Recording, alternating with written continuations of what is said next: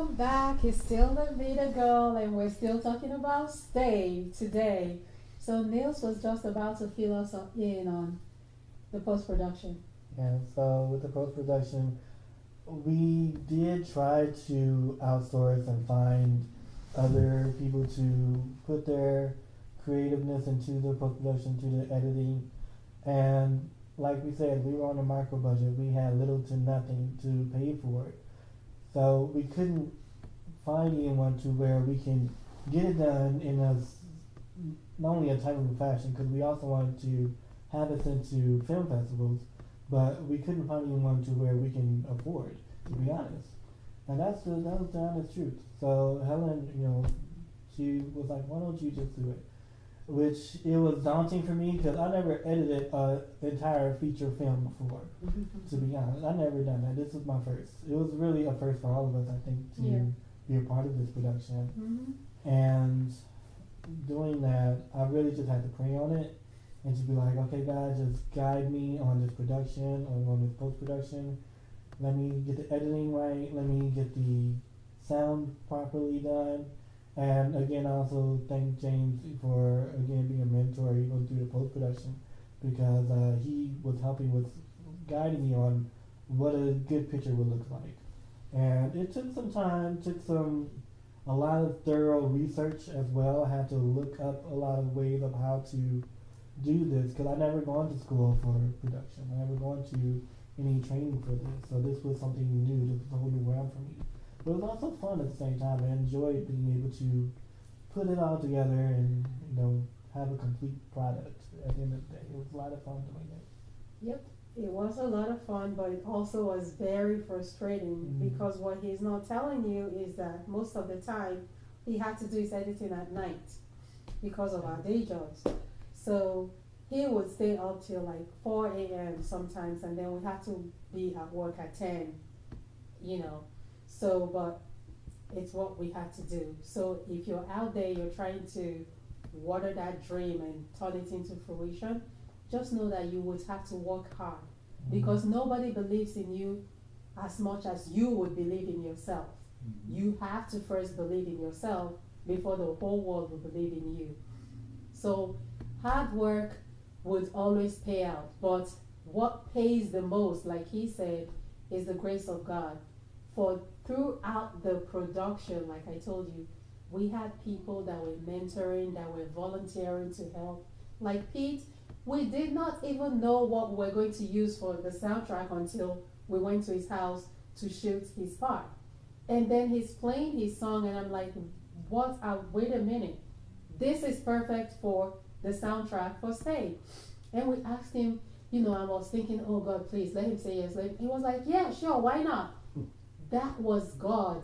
He didn't have to say yes. We could have had to jump through hoops. We could have had to pay him tons of money.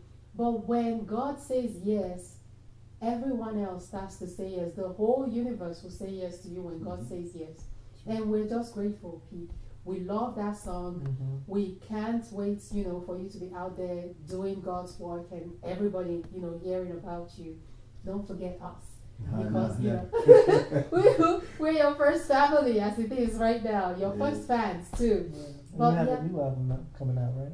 Yeah, I'm actually working on it now. It's called Scarlet Haze. Ooh, you heard it here first. Tell them again. The name of the new album is Scarlet Haze. I got one song already going into video. Maybe we're gonna shoot April 4th to 5th. Not too sure yet, but it's I Rise. Niels, he got the first time. Well, you heard it when we were. I heard the song. It was really, I love the song. Yeah, really? it's called I Rise. And I got like maybe 12 or 13 more songs to go. But I was actually thinking about making the actual songs into like movie theme, because Scarlet Haze is more like about the rise and fall of a Christian. Like you get into it, and when I first became a Christian, when I got baptized, I was like, this is the easiest thing I ever did in my life. And because I said that, it turned into Job season on me. Right. And because now the devil is like, so you think it's that easy. Yeah. So it's been a rough road, but Yeah.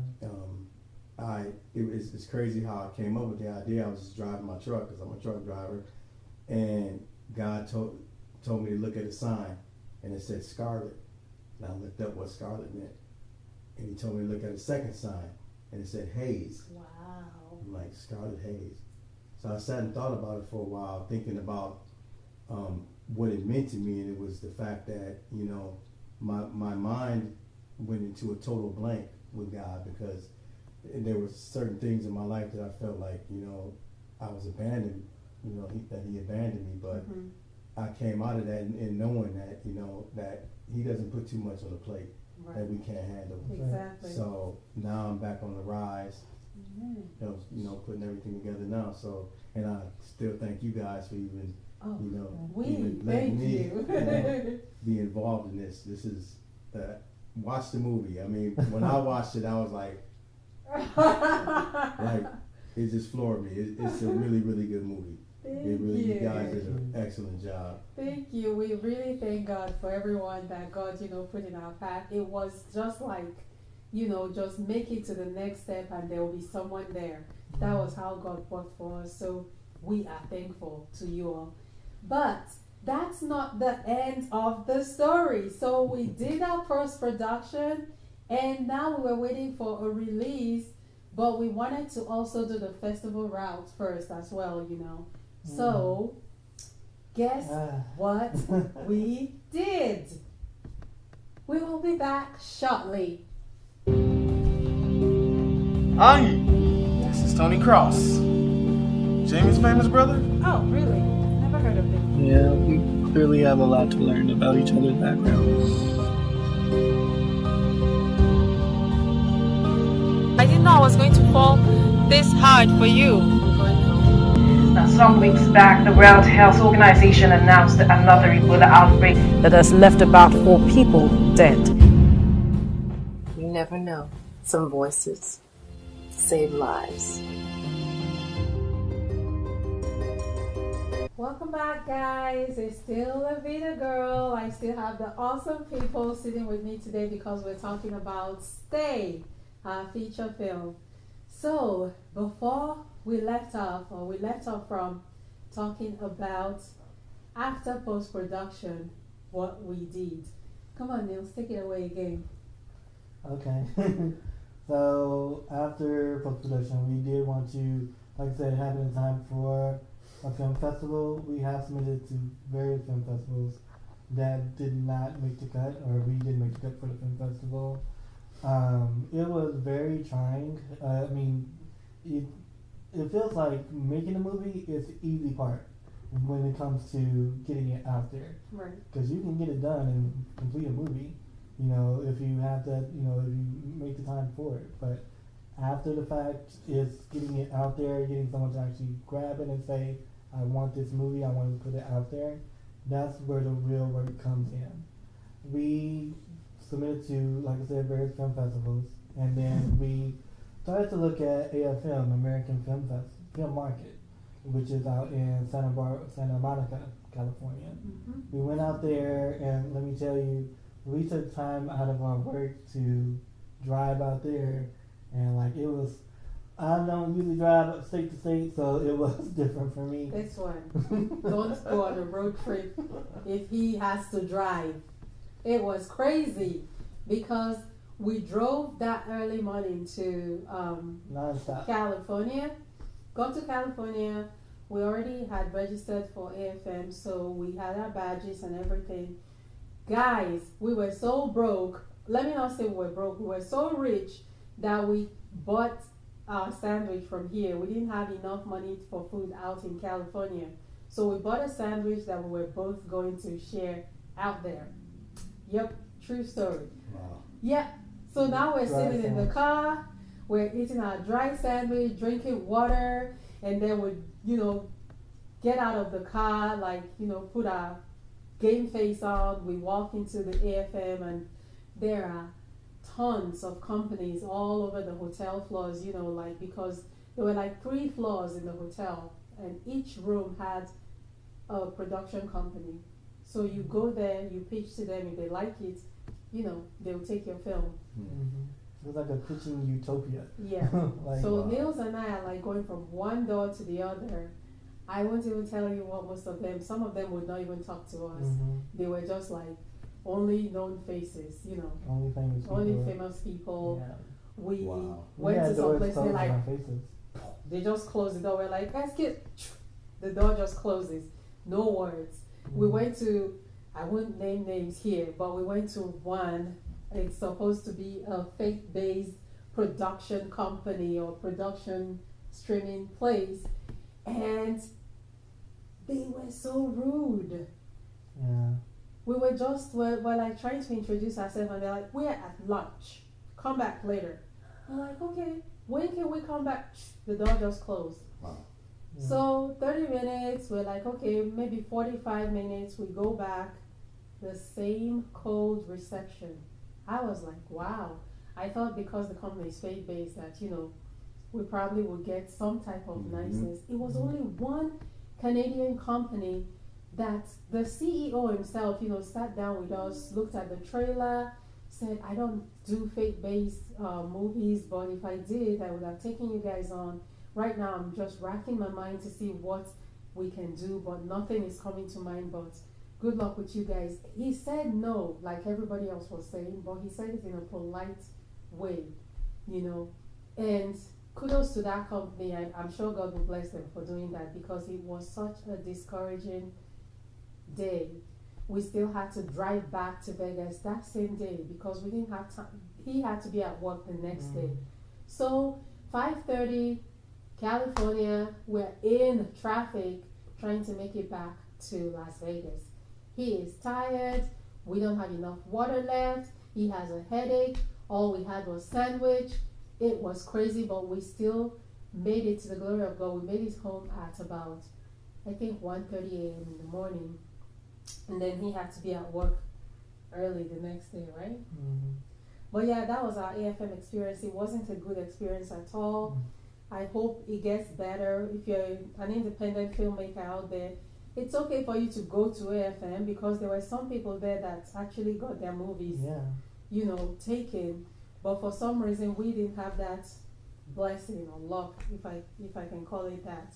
But yeah, it's an experience. You need to just go through it and see how the industry works and then move on from there. But we also sent our movie to the African Film Festival and the Las Vegas Black Film Festival 2018. And we got selected for both festivals. Yeah.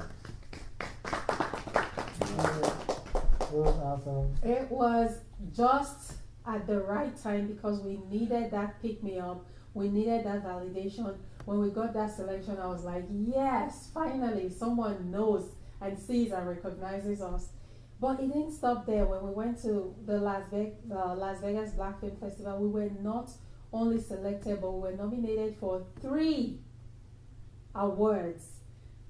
Best Feature, Best Screenplay, and Best Romance. And you're gonna see clips from the Black Film Festival. It was amazing. Yes. We ended up walking away with 2 of those nominations. We walked away with Best Screenplay. Kudos to this dude because he wrote the script. And Best Romance, I guess I should say kudos to me because I directed the romance.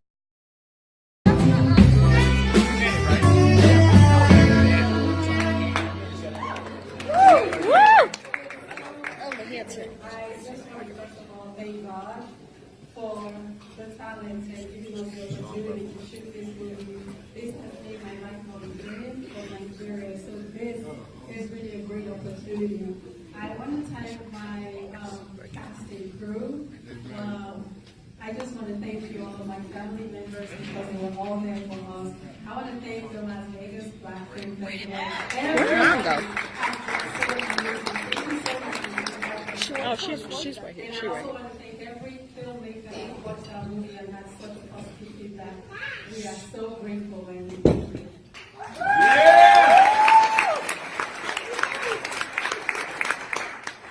Thank you guys, and I'm no surprise that thanks to God, which we can't thank God enough, for anything.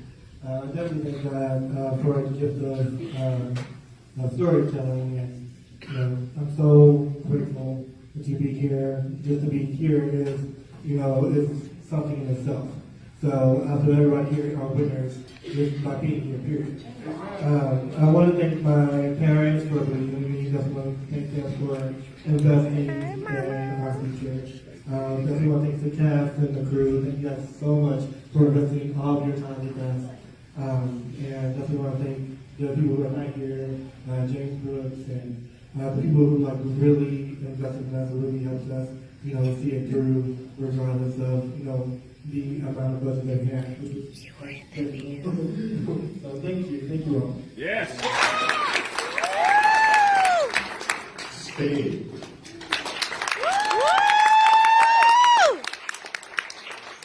That's her. And for Frank Blue.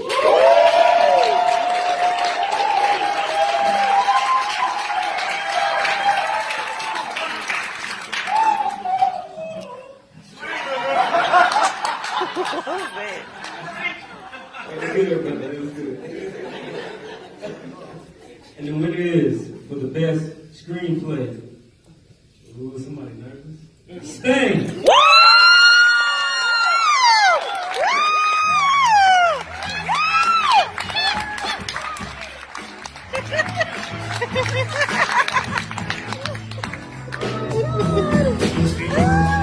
How you feel, Mama?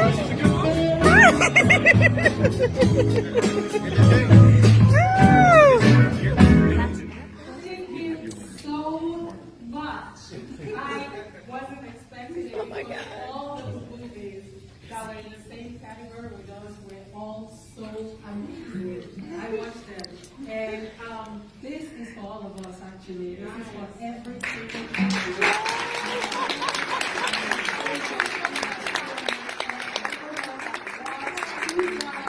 just to make their dreams come to life. Yes. This is for you. And thank you so much, Ms. Michelle, again, for this opportunity. And thank you, everyone. We thank God as well. Thank you, Jesus.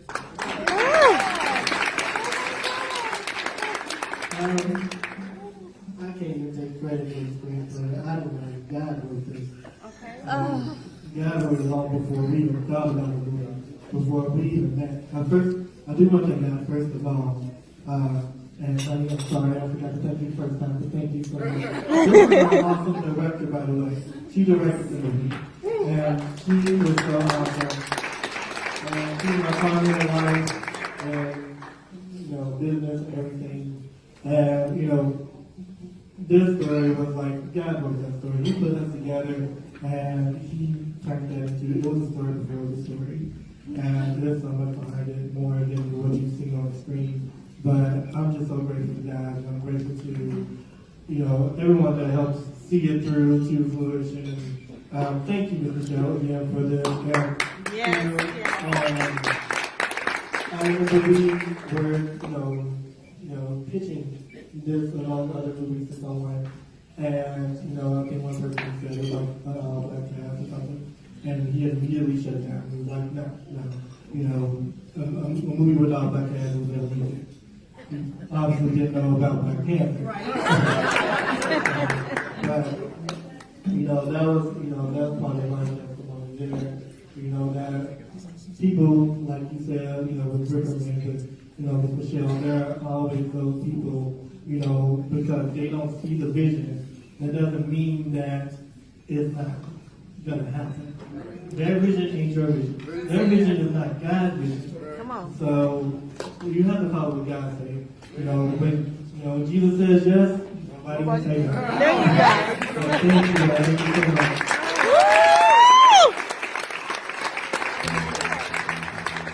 I wasn't going out, I didn't set out to direct a romantic movie. I wanted it to be like drama, but I guess everyone that watched it thought it was very romantic, so I'll take the kudos for that.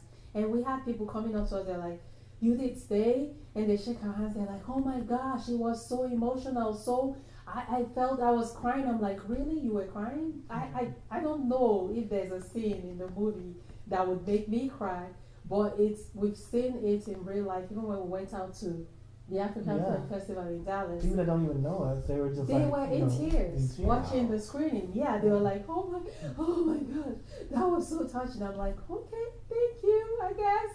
Well, let me ask you guys, when you guys watched it for the first time, like what did you guys feel, or what emotions when you saw the final product? For me, I'll be honest, I was still thinking about a lot of things from the technical backstage crew aspect, like, oh well, if we had this, we'll probably be able to do this better, or So you were not watching the film, you were watching for the technicality. It wasn't my fault either. It kind of. I'm like that too. Yeah, me too. When you're in it, you kind of just think about the stuff that you could have did better. Mm-hmm. I watched it, so when you brought it over, and it was the final scene was like it was really touching. It was because at the end of the night we were still talking about it. Wow. We were still talking about the movie after you had left. Wow. I gotta get a copy of that, man. I said, I need a copy of that, man. You know? We are so excited. Yeah. So. And we were pit against like all these great, talented filmmakers. Like you said, we're not the only ones out there. It was just the touch of God, the grace of God. I mean, there were some really talented ones that we felt a little dwarfed. Yeah. That was times where we felt like we can't even. Should we even put our movie up there or put it out there when we got this person here, got this really nice quality movie? True story, guys. When we did our first private screening, we did it at one of my friend's places, a psychiatrist here, and he lives in this huge mansion. So we're like, we want to show it there, and he was very gracious enough to be like, sure, you guys can come show your movie here. He also dabbles, into movie making. He just started making movie, and he made this first one, and he was telling me it's shot in 3 continents.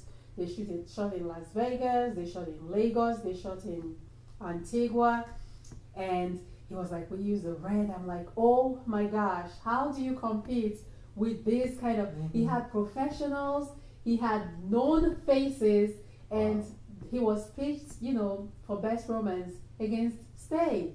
And when I saw his film there, I told Niels, I was like, oh my gosh, yeah, their picture quality is better than ours or something. But the judges, for some reason, they said when they watched it was a unanimous decision. They were all like, Stay, it's Stay. Because I don't know what it was, but like he said, it's the grace of God. Mm-hmm.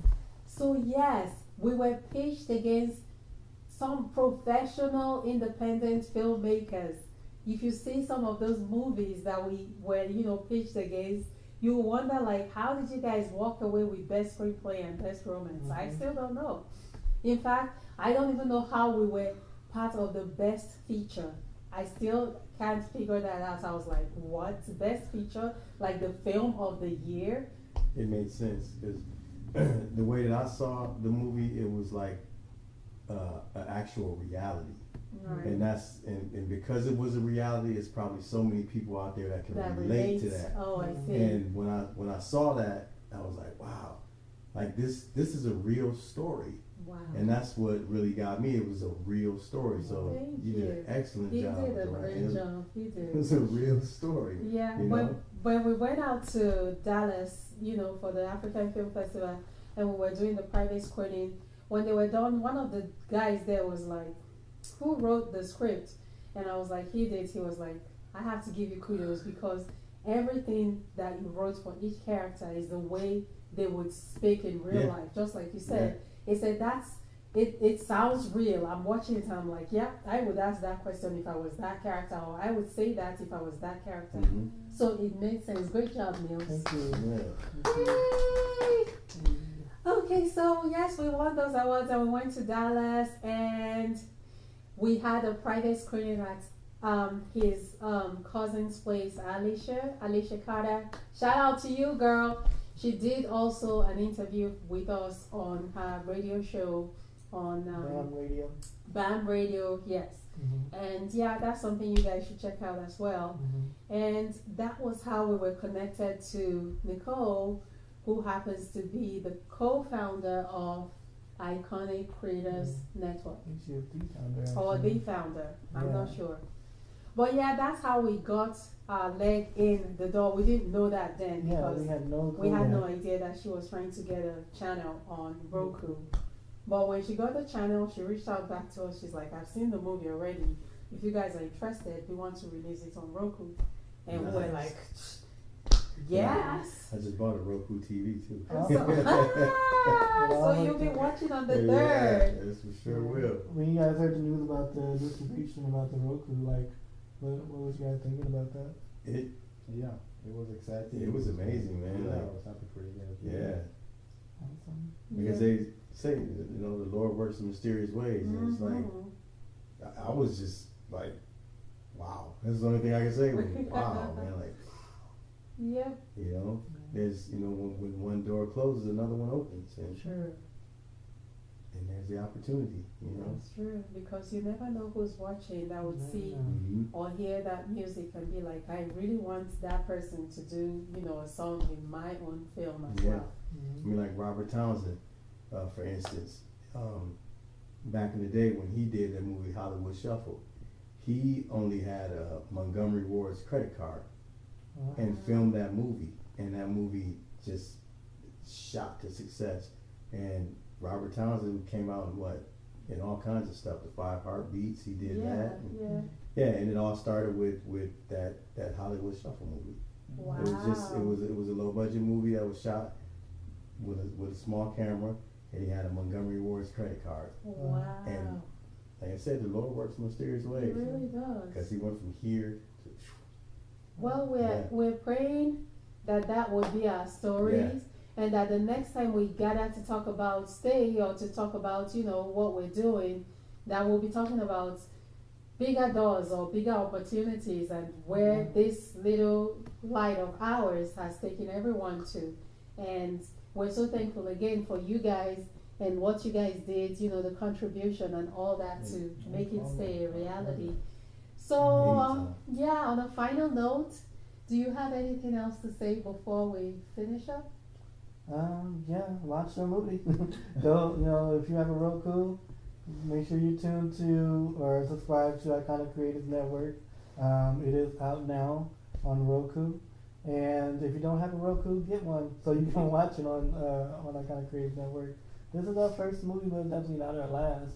We do have a follow-up that we are working on right now called Dinner. And when I tell you guys, that movie is drama-filled.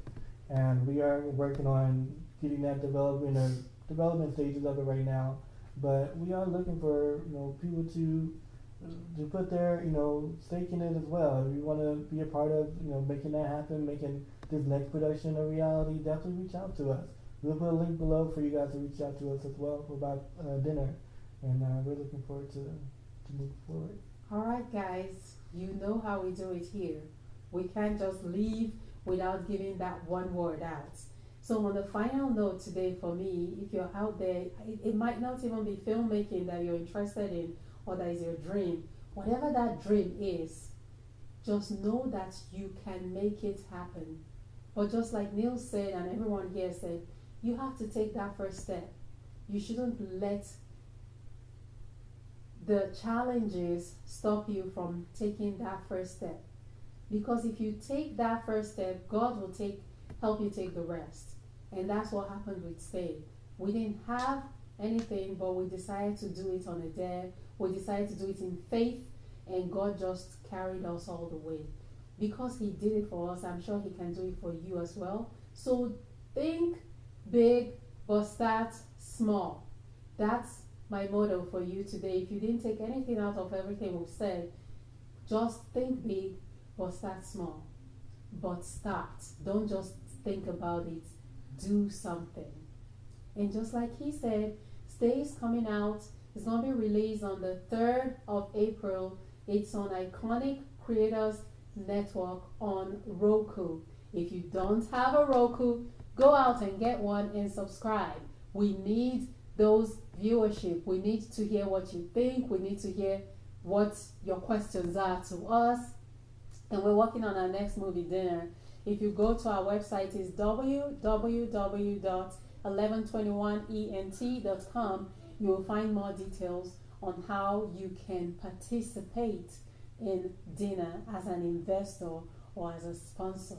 We look forward to hearing from everybody. It's LaVida girl saying peace out and God bless you all. Bye guys.